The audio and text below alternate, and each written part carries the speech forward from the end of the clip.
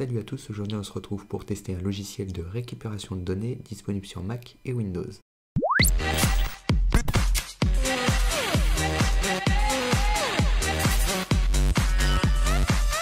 En effet, une fois n'est pas coutume, nous allons aujourd'hui sur la chaîne YouTube tester un logiciel de la marque EasyUs qui permet de récupérer des données endommagées ou supprimées sur des volumes de données tels que des disques durs internes, externes ou encore cartes SD. Ce logiciel se nomme EasyUs Data Recovery et est disponible donc sur Mac et Windows. Aujourd'hui, on va présenter uniquement la version Mac, voir les différentes fonctionnalités offertes par l'application et surtout à quels usages elle peut répondre. Vous êtes peut-être donc déjà retrouvé dans l'une des situations suivantes. Vous avez formaté un mauvais disque dur, supprimé du contenu vidéo, photo ou autres documents de votre ordinateur ou disque dur externe et vous souhaitez les récupérer. Si vous êtes un utilisateur précautionneux, vous avez déjà pensé à réaliser des sauvegardes sur plusieurs volumes externes, notamment avec Time Machine si vous êtes sur Mac, et dans ce cas là vous pouvez récupérer les données que vous venez de supprimer dans les sauvegardes Time Machine, mais si ce n'est pas le cas et que vous n'avez aucune sauvegarde de ces documents, ce logiciel peut vous être utile. Le logiciel que nous présentons aujourd'hui est donc celui de la marque EasyUs et vous permet de récupérer gratuitement jusqu'à 2 Go de données. On va donc voir concrètement un exemple où on va effacer un fichier de notre carte SD et nous allons ensuite le restaurer avec le logiciel. Si vous êtes sur Windows, vous cliquez ici, les liens sont dans la description pour télécharger le logiciel, et si vous êtes sur Mac, il existe donc une archive en DMG que vous allez installer très simplement en double-cliquant sur l'archive. L'installation se passe comme tout autre logiciel. On se retrouve donc sur le bureau, donc on est sur un système sous macOS Sierra, à savoir que ça fonctionne aussi jusqu'à macOS 10.6, donc toutes les versions entre macOS 10.6 et la 10.13 sont supportées. Ici on a notre petite image, donc c'est un screenshot que j'ai pris tout à l'heure et qu'on va venir glisser sur notre carte externe, donc c'est une carte SD reliée à un hub. Ici on a donc notre screenshot qui vient d'être glissé sur notre carte SD. Afin de vous prouver qu'elle est bien enregistrée, on va éjecter la carte SD.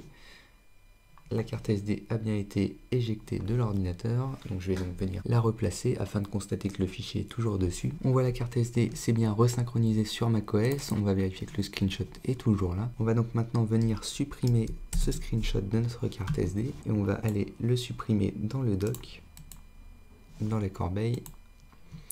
Donc là, notre fichier vient d'être supprimé de la carte et admettons que nous avions décidé de supprimer ce fichier par erreur. Nous allons tout simplement aller récupérer le screenshot à l'aide du logiciel.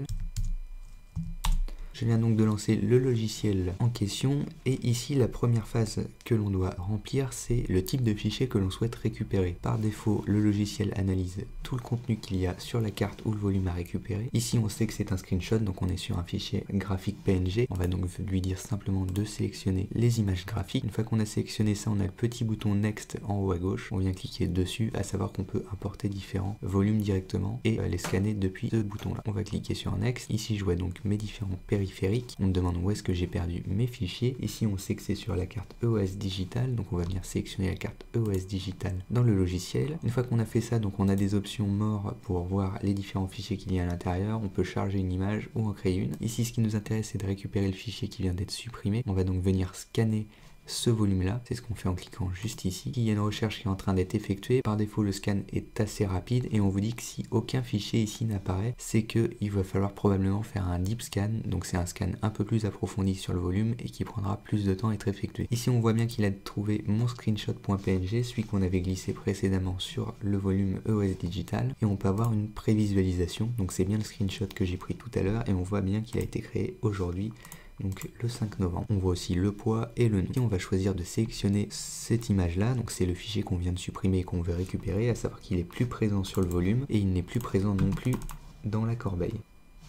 Ici on a sélectionné notre fichier, à savoir qu'on peut aussi voir les fichiers présents sur la carte et on peut aussi aller les sélectionner par type. Donc ici on avait mis graphique, donc on les voit, on voit qu'il y a 102 images graphiques au total sur la carte et ici on peut les avoir par date. On va sélectionner le fichier qu'on veut restaurer, on va cliquer sur Recover en haut et on va lui dire qu'on veut aller sauvegarder ça dans un dossier que j'ai appelé Recover. Donc on va aller le save dedans. On a une petite notification qui nous dit que le fichier a bien été restauré et si on se rend dans le dossier qui a servi d'emplacement de sauvegarde à l'image restaurée, si on se trouve dedans, donc on voit bien qu'on est sur le volume OS Digital et on a notre screenshot qui a été récupéré juste ici. Dans le cas où notre fichier n'aurait pas été retrouvé par un simple scan, il est possible de faire un deep scan, mais celui-ci prend plus de temps. Ce logiciel est donc assez pratique si vous avez effacé des données par erreur et que vous souhaitez en récupérer. Gardez toutefois à l'esprit que même un deep scan peut faire ressortir des documents, mais ils peuvent être endommagés. La récupération n'est donc pas toujours un succès. Si vous souhaitez en savoir plus sur ce logiciel de récupération de données, je vous invite à cliquer sur le lien qui est dans la description de la vidéo pour pour lire l'article complet à son sujet. Et en ce qui concerne les tarifs,